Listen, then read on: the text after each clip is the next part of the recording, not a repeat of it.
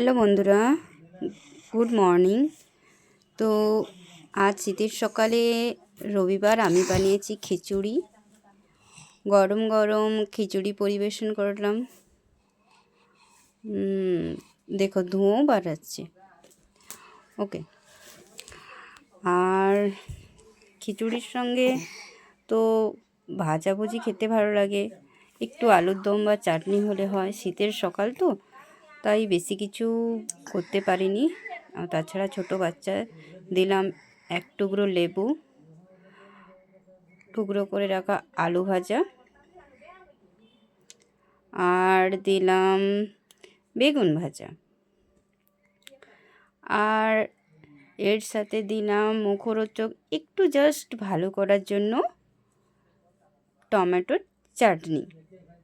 তা আমরা খিচুড়ির সঙ্গে চাটনিও খেতে ভালোবাসি, আলুর দম খেতে ভালোবাসি। তো বেশি কিছু করার টাইম হলো না, তাই একটু চাটনি করলাম। এর সাথে আরও একটু মুখরোচক করার ঘি হলে কারোর না ভালো লাগে, বাঙালিদের প্রিয় জিনিস। তো এর সাথে একটু মুখরোচক করার জন্য দিলাম ঘি। তো বন্ধুরা, চটচট খাবে এসো, কার কার ভালো লাগলো।